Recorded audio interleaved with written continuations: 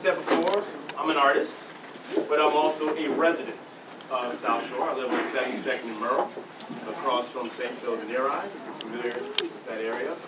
But prior, I guess, let's go back. Let's jump back a year or two. I was formerly the executive director of Southside Community Arts Center, which is located in Bronzeville. It's a 70-year-old arts institution that was set up to support emerging African American artists. It's kind of one of the meccas for a lot of black artists, not only in Chicago, but in the world. Okay? And you should go there, and that's a whole other lecture. I teach a class on it. Currently, I'm also the associate director at UIC in the new Art and Art History department. But after I left Southside Community Arts Center, I wanted to come home and do some of the things I was doing in Bronzeville here in my neighborhood. My art practice is hyper-local. I try to not only do my art in the community, I also try to work with who lives in the community. So doing things with my neighbors, sitting down, having dinner, things like that, that's a part of my art practice. So yes, so with that being said, when I was ready to do that, I realized I didn't know anyone in my own neighborhood. Right? So some of you may remember when I was bugging y'all last summer in 90-degree, 100-degree weather, try to hang some artwork in windows. What you didn't realize is it wasn't just about hanging the artwork, it was also about building tangible networks and friendships, right? It's a big part of what I do, and it's really important to being hyper-local in your art practice. Many artists in the room I've curated shows for and worked with and have become friends with. Cook, Norman T, Benjamin I've worked with, Steve Carter, in various capacities. So it's really exciting to be here kind of a year later, actually not only hosting this conversation, to talk about what it means to have arts in our neighborhood, right? But then also I just found out today, thanks to Tanyanda, that I actually got access to a vacant lot, which is on East End. So we're going to be building a shacks, part of the Shacks and Shanties project, which is currently going on. I'm building shacks, rickety old, messed up shacks, but then I'm asking artists to move into those shacks in stints, almost like a temporary art gallery. So you'll see it. I know it's kind of crazy right now, but it's going to make sense. Trust me, it always does. So what I did today, and I was very specific in not having a table here because I want to have an open dialogue. I want to kind of back and forth to get going. And it's not going to be a rant. We're not going to get into like long-winded speeches. But I really want to look at this flyer. Did I lose it? What did I do? It was worded so nice. Anyone got the flyer? Oh, here it is. I got it. It was worded so lovely. Y'all see this? This is great. This is beautiful. The art impacts South Shore. All right? And the people that I've asked to sit on this panel have a big part in arts in South Shore, whether residents, whether longtime artists, whether new to the neighborhood, or whether someone has visited, or whether someone who has been cultivating business up and down the corridor. Because that's what we're talking about. That's why we're here at South Shore Chamber, is arts and commerce, right? So the idea is that through the arts, we can drive more traffic, and we can actually start using our corridors, right? And people like myself, people like you guys that live in the neighborhood will stop going out of the neighborhood, right? And we can get what we want in this neighborhood, which would be wonderful. You know, I like to get a salad in the neighborhood too. You know? Right? All right? So I'm going to introduce, I'm going to call them panelists, but we're more just like conversationalists. Tiana was like, I don't really talk like that. I said, don't worry. You're not going to be talking like that. It's going to be real casual, we're going to have fun, and then we're going to be out of here about 8 o'clock, 8:15. And then if y'all want to sit and continue talking, that's wonderful. So let me start on the left. Stephen Carter is my neighbor, right? 72nd in Paxton, right? Wrote a letter for my son to get into high school. So thank you.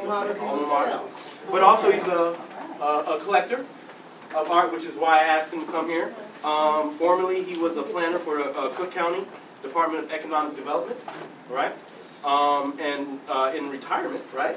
or Forced retirement. Forced retirement. That's another conversation again. Y'all be sure to have a conversation with me about that later. He also has a company called, organization called Black Butterfly, which is about energy. It's devoted to a great time in energy and becoming a champion of artists in the African diaspora.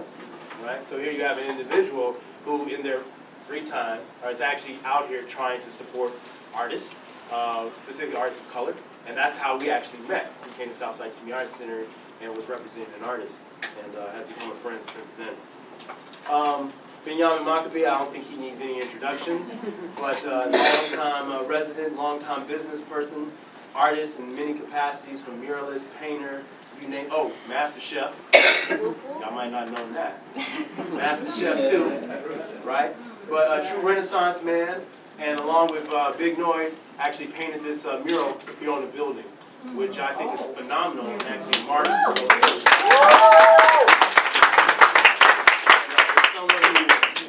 I used to peek into his shop when I used to walk over to get something to eat on 71st Street, so it's nice to work with him. Tayonda needs no introduction. She is the director of the Chamber of Commerce here, and helped basically facilitate all of us getting in this room.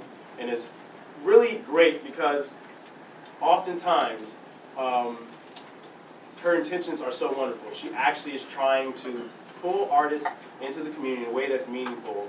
And we're learning as we go along, right? But at the core of it, she wants to bring business and arts into the community, and that's commendable because that's not always the case. And I don't see it as malicious. Sometimes it is malicious. It's all about making money and stepping on people's heads. That's not the sense that I get from Tiana. So lots of good spirits, right? Right? All right, wonderful. And then Charles Vince is also a resident here as well.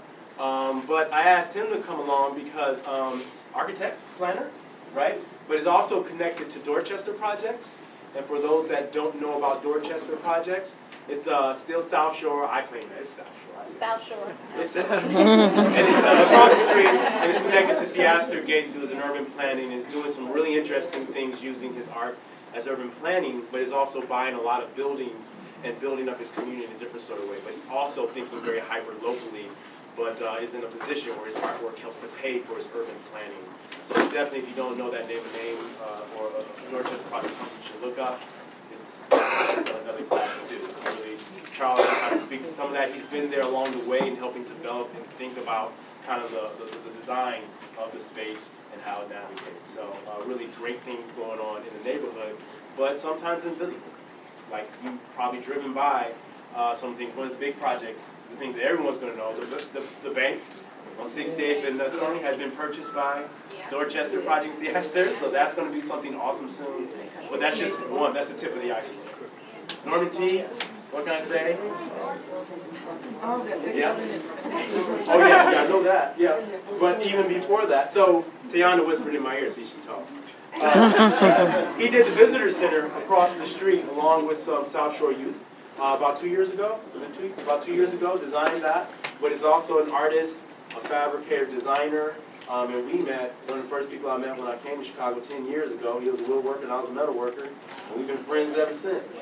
And anything else you want to say? I mean, anything else? Currently, I work for the University of Chicago at the Arts Incubator at 55th and Prairie, and I run a design apprenticeship program where I teach young people how to be stewards of their own community and build things that are aesthetically pleasing to help out businesses and locals in the neighborhood. Two of his graduates, well, one of them, one of his graduates, one of the other aspiring students, right, actually helped me build a shack in Bronzeville too. So I actually called him once again to get it. So it's nice having networks and people. So we got to talk about that, but it's good. It's good. So no, I just want to open up, start the conversation with this art impacts South Shore, right? And the way that I scripted this when I was talking to Chris Ann and talking to Allison, I was thinking about like the hopes and dreams of South Shore, right? The hopes and dreams of how art impacts us. We've seen art in our community, right? But recently I went to a conversation, and here's our next panelist. We're gonna let her come in like we don't see her. We'll let her come in and get comfortable. Linda. Oh, go ahead. Linda Murray. Come on up, I got your seat. Hey, Ava. Follow me out. We have another seat. Here, Linda, you take this one, someone can get can someone? Oh, here we go. No, she can't have your seat. Here you go. Linda Murray is also a neighbor as well of mine, lives in South Shore, but was assistant principal of Kenwood Academy, not Kenwood, Hyde Park, let me not get it wrong, Hyde Park Academy for years, and it was also integral in the arts at a sorority, Delta Sigma Theta, who just celebrated their 10 years of cultivating art collecting. And the reason why I thought it was great to have her here is, once again, living in the community, but a lot of her time is spent, she calls me up, like, Fahim, it's time to get ready, you know. And when I remember coming to Chicago, this, even though it's a small thing and they're, once again, trying to work their way through it, I thought it was the most nurturing space for an artist that I've ever been in. Because they had a bunch of women who didn't know anything about art or collecting, and they trained themselves and they taught and they had conferences and lectures, and they really were engaged in learning about what it meant to collect art, learning about how to collect art. And now 10 years later, it's like they got it down pat. They serve you spaghetti when you're an artist, chicken, and then they have a younger sister that actually helps you sell your art. It's really something I've always been very impressed with how they kind of work through that. So once again, a resident who lives in South Shore, and what blows my mind is, like, in our pockets, you guys know this, we have all this access of knowledge, wealth, intellectual, capacity, and we're not really capturing that. It's going in other spaces. We've seen places like Wicker Park, right? We've seen places like River North that really use art as a way to drive traffic. And I think at its core, that is kind of the idea that we're trying to do. We're trying to brand our community, right? But at the same time, and this is something that we can talk about, you have to be careful about that, right? Because I was at a conversation at the incubator recently, and they talked about first-generation gentrifiers and second-generation gentrifiers, because that's what we're ultimately kind of playing around with. We know, does everyone know what's coming down the street? Yep. Right. Sorry, I we see the bike trails. You know it's the Harry Carries coming around your we see corner. the bike gangs. I call them bike Harry gangs. Carries people. Not the motorcycle bike gangs. Playing with you. And your Bicycle bike gang. Them the dangerous They ones. ain't got Right. Harry Them the dangerous Carries. ones. But I think we all are, well, for me, I'm okay with gentrification. Let me say that. Gentrification is a word, it means change. Right. But I would like to have some ownership in it. So maybe we can talk a little bit about, once again, we're putting these murals up, we're putting the art in the windows. Maybe we can talk a little bit about what our hopes and dreams are for art in context to commerce and our community. Let's start with Nora.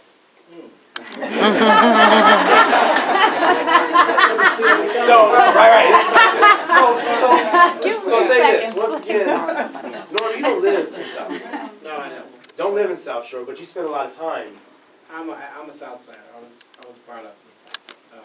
I moved to Humboldt Park because I taught in Humboldt Park. And what I've seen with gentrification is, and my hopes are that, normally the artists come first, and then the artists make it really attractive, and they start to hustle and make their little cafes and convenient places to hang out, and people with a little more money start to see that as cool, and so they start to slowly migrate. And then their mom and dad is like, well, don't just rent the building. Let's just buy the building. Right. And then all of a sudden, there's some changes that appear to be a little unbalanced. And so I think in trying to hold on to that, I just think I love gentrification as well. It's just that I think the ownership starts right here. Like, I think this is where people that know this wave is about to come start to really take ownership of vacant spaces and start to be more creative with the spaces that they do have that draw people in. And I think that the murals and the shows that you guys have been doing for the last years have really drawn in a new crowd. I think the tour center, I'm gonna boast for myself, I think the tour center is amazing. It just all changed. I wish it Shut it down. I hope that it's staying busy as well, and, yeah, that's sort of my 2 cents on that. But it's a little different. So this conversation is actually a little different, right? Because the chamber's job is to drive business, right? And at its core, yes, we would like to have ownership of the business, but South Shore has a very diverse business sector. Now, one of the things that I thought was interesting walking up and down the street was it's very kind of conjointed, you know, and there's a lot of baggage. You know what I mean? There's a lot of baggage and lots of kind of fighting happening because it's a very diverse, you have Asian, you have Korean, you have Taiwanese, and even when I was going, I would ask, like, what country are you from? And I would try to have a conversation. Sometimes it was good, sometimes it was like, no. And I knew why that was like that, because right before I talked to that person, they just got cussed out for not putting enough sauce on, you know. Right. I was into my work, and we talking like, you know, I don't want to be cussed out. So there's some mixed kind of things, but, you know, green is green, right? And it is the chamber, and it's our driving business. So it is a little different in the gentrification, because there is a type of gentrification that has happened. I remember I was talking to, I think she was Korean, woman in a hair salon, and I asked how long she'd been there. She said like 30 years or something. Yeah, positive. I said 30 years. I'm like, damn, I ain't been here. I said, I ain't been here that long. That's a long time. They raised their kids, then hired all, you know. So then I start like, you know, it's a little different in this context than what we normally see, where it's predominantly like you know, white young people coming into the community, kind of purchasing space, making it trendy, right, and kind of like buying into that community, then making it trendy, and then being pushed out because they can't afford it, right, and then the second wave comes in, and they don't even have any connection with the first wave. So now you completely, like, that's demolition. There's no connection to the history that was there. It's a little different here in South Shore, I would like to think, right?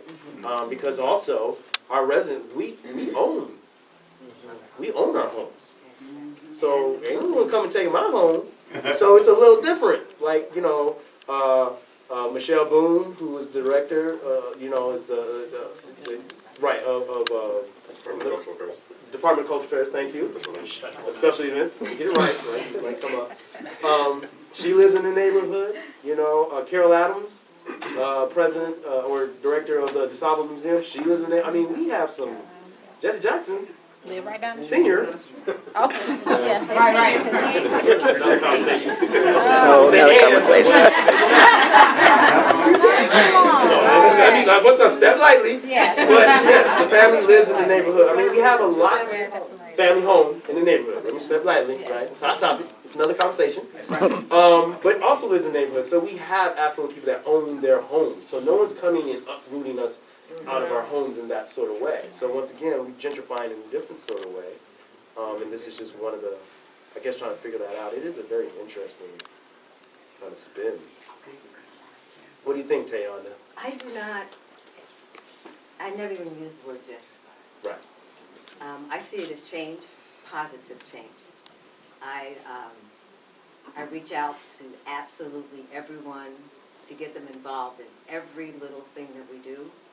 I try to design programs based on what the people in the community say to me they want and need. The programs go from murals and window displays to doing parent cafes where people pull people off the street and have communication with them. We have people who pull grass and bake cookies. I mean, they do everything. And I'll try to design a program so that we can then enhance their skills and make them look around at their community and say, I have something to bring to the table. Because a lot of the people, right now our population has changed. And we have 65% of us are seniors. 45%, the rest are under 65. And the under 65 are the ones that are lost, that unfortunately those under 25 does not have a strong educational background. Our schools are in the lower percentile. We need to have more direction for them. Unfortunately, we came across a generation where they're children raising children, and we're trying to pull them together and get them to understand that when you throw a pack of cigarettes or cigarette wrapper on the floor, your children pick that up. And so that meant we had to get more garbage cans, because we didn't have garbage cans, so what were you expecting them to do? So there are a lot of things that came out of this. And when I looked around, I would go somewhere else and I'd come back and I'd say, I have this great idea. When I met Benjamin 3 years ago, I had a dream of having murals everywhere and art in all the windows. And he was down on the other side of the city, other side of 71st Street.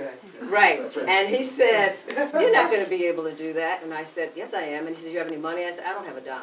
I have no idea how I'm gonna do it, but I'm gonna do it. And when I wrote a proposal, I got it funded, I went back to him and I said, Benjamin, I could do this, I want you to work with me. And he said, I'm getting ready to move, I'm leaving for Beverly. I have a place, I'm leaving. And I went to every door along 71st Street, knocking on vendors' doors to see if they would rent the space to Benjamin with his wife. And had her go in and look at each space. And so she said, I like this one. And then they negotiated and they stayed. And Benjamin has been a crucial part of the art and the vision that exists in South Shore. It is not about just regentrifying. It is about giving people some substance and understanding what their community is about. So let me cut in real quick, because the thing that I heard you say about the cigarette packs, Right, it sounds a little bit about ownership. right. Right? So I'm This is actually ours. incorrect.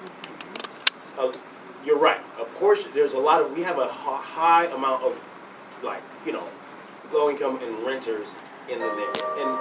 And one of the things that it also means the builders means, like, we have these trash cans, which are great, but I've seen people just like take like garbage, like bags of it, like, wow, just out into, like, right out the window, and I'm like, man, you know. Really? That's how you feel? I mean, it's just, but the thing is, it's about ownership. Right. And so I think a little bit of that is what needs to happen. When you feel like you own something, you treat it differently.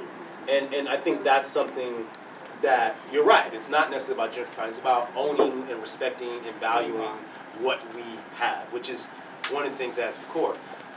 Charles, let me ask you. So you're working with Dorchester Projects, and maybe you can speak a little bit about, number one, being a resident, like how you ended up landing here, right? And then also talk a little bit about what's going on across the street along the lines of the word ownership. Yeah, I mean, that's something obviously that Theaster talks about a lot. It's something that I think drew both of us, which, you know, I met Theaster actually through Roseanne, because she knew that we both kind of moved to this community area at about the same time and had really similar kind of ideas and aesthetics, and also really wanted to, like, kind of take root in an area that had a ton of potential, but also kind of felt kind of wide open sort of culturally, right? Like, South Shore is this just immaculately beautiful neighborhood, like really nicely situated, beautiful lakefront access, beautiful building stock, wonderful people, but was very sleepy, you know, like had this kind of quality that was just, you know, it's been stable for a long time, but you know, as Tiana pointed out, like has this sort of aging population, and felt like really ripe to be able to really think about. I mean, we weren't acknowledging at the time, but, you know, cultural development. Like, what does that actually mean and look like? And that's what's gone on to really kind of fuel Theaster's career. Is you know, identifying as a sort of cultural developer, and making, you know, dynamic spaces happen, and formerly, you know, stagnant for better or worse spaces, vacant and underutilized spaces. So that's partly what drew me to the area. You know, just like proximity to the lake, just affordability, all these things. So and then, you know, eventually, you know, Theaster's career, as you're aware of, you know, like really kind of mushroomed into this kind of like all-encompassing, you call it urban planning, it's really real estate development. Yeah. You know, at its core, it's a, you know, he has his art practice, but it's really about developing real estate in a completely kind of different way. And that's kind of like where I started to find a niche in that practice, not just as a designer and an architect, but as somebody kind of like strategically think about developing these spaces. So I'll plug the bank, which I'll also plug my partner Eric, who's in the back. He's the one that identified and rose the flag that the building was about to be torn down last February. The city had pulled a demolition permit for it to be torn down the following week. Spent all weekend researching it and writing about it, and then we were able to use that research in a very kind of like coincidental meeting with the mayor on the next Monday, and we're able to basically halt the demolition of that building, which we, as of last Thursday, just closed on with the city. Nice. Are about to kick off construction on renovating it and turning it into basically an arts bank, a culture bank. It'll have exhibition space, a restaurant, and a bar, culinary training, and also will be the kind of permanent archive or resting space for, not resting space, the permanent sort of exhibition space for the Johnson Publishing Archive. Nice. I like All it. the entire editorial library of these jet magazines will be there and publicly accessible there. Exciting stuff. So it's really about. I mean, like, you could probably sum up the Ashes practice and that sort of process as one of reframing these systems of value. And I think that's probably, like, if we're to look at, like, talking about these issues that traditionally are not part of the conversation around arts and culture, like picking up trash, Yeah, that's nice. economic development, like, it's only in the last several years that people have really been kind of almost shifting the entire responsibility of, like, economic development in neighborhoods and spaces like this over to, like, the arts community. And it's kind of like ridiculous. It's a lot of expectations. Sounds Yeah. Yeah. Well, it's not. but the thing is, the thing is, it's like, and I talk about this with the Asif group, there are a lot of holes in everything we do. I mean, we're just like trying some things. I'm building a shack. I love it. I don't know how to build, but I'm love going to build it. this sculpt and call it a sculpture. Right. Yes, there's buying build houses and calling it an art practice. Right. And yes, he's right that people start thinking that because it looks good, you actually know what you're talking about. It's an experiment, which is nice. Artists have the ability to go in spaces and do things that maybe the carpenter, maybe the union cannot get away with. And we can experiment, we can fail or succeed, and it's okay. We don't have that same sort of fear that if I don't do this and I fail, then there are going to be these consequences. We're like, if I don't do this and I fail, then I'm going to make something else out of it, and it's still going to be great. And wow, that was really interesting. That kind of just fell on its face. So artists can kind of go in and, like, basically like a scientist, just experiment with an idea around picking up trash, around community engagement, around building houses or changing houses, and there's no expectation that it's going to work out the way we want it to work out. But something always great comes And no out. one would know. And no one would know. Or they would know and be like, man, that was really awesome how that thing fell. But let's shift the conversation. Then we're going to open it up in a minute. I want to talk to my other guests. Linda, you are a resident of South Shore. How long have you lived in that beautiful house? And maybe I shouldn't say that. I went to Aquinas High School in 1962. And so I lived on 73rd and King Drive. And so we all rode the bus down 71st Street to Jeffrey and along to Aquinas. So Aquinas no longer exists. It's Dominic's. Oh. But it's right next, it was right next door to St. Philip. And so we had two, well, it was really mostly white and Jewish neighborhood, so very, very peaceful.